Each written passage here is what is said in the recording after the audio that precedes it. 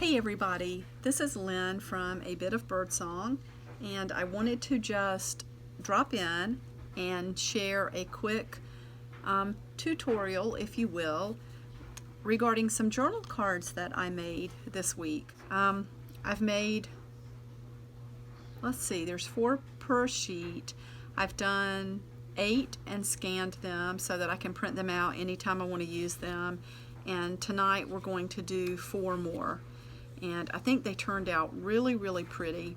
It just ended up being a nice formula for cards that you can print and use. Each one has a piece of vintage textbook, or text I should say, not textbook, but they're book pages that were cut down to about, I think about 3.75 inches and maybe 4.5 inches. But you could do them the size you want, and I will show you in the tutorial how we put them on the page. I had butterfly images that I cut out, and just vintage book pages with beautiful images, very old images. And of course it's something that, I'm going to trim the edge on that, something you don't want to get in trouble with copyright over. So that is something to be taking into consideration if you're going to make something like this and then sell them. But I think they turned out really pretty, and let's go ahead and do another set together. I've already cut everything out for this little craft that we're going to do, and I love the way it turned out the first time, so I thought it would be a pretty good formula to share. And I've already cut some little squares. These are about 3 3/4 by 4.5. I think that was right.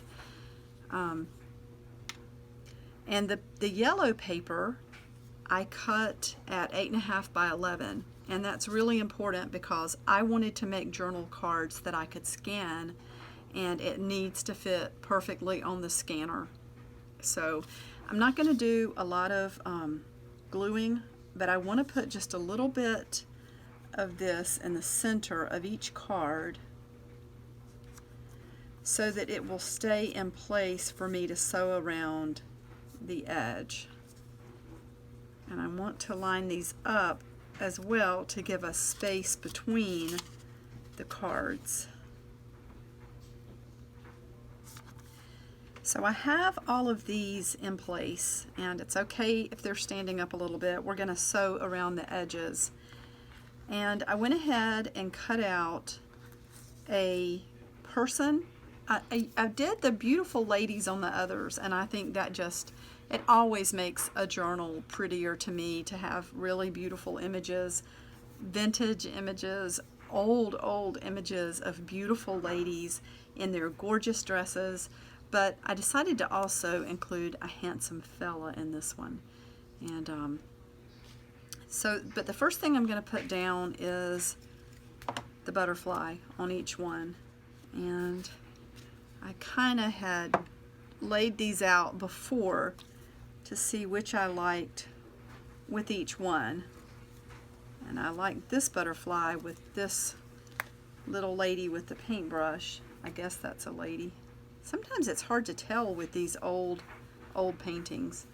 And that brings me to the point of copyright as well. It is important to make sure that what you're using, if you're going to sell it, it's not still copyrighted. And that can be tricky. I know there's a magic date, and Lindsay Zanor recently had a really nice video on copyright. But I was thinking too, you know, sometimes families and foundations can hang on to copyrights or renew copyrights. So it's really something to think about. Anyway, all of these are very old, and we're going to use it in a collage style to make journal cards.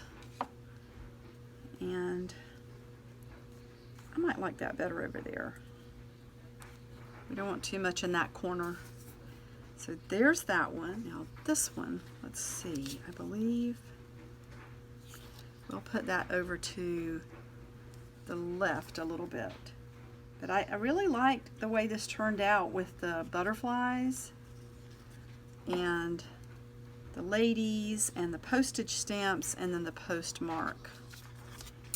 This is so interesting. It looks a little bit like a gun on first glance, but I believe it's a musical instrument.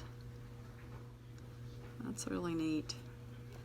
I love, oh, that dress. It looks like she's holding flowers. That's just beautiful. Think about all of the time and effort that went into making these luxurious fabrics back in that time. The dyeing process and the gathering of materials and weaving. It would just be probably quite unbelievable if we knew everything that went into it. So the last thing is to take the little stamp. I used Distress ink.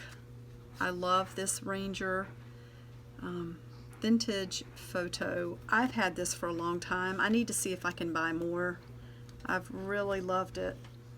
But let's just put a stamp on each one.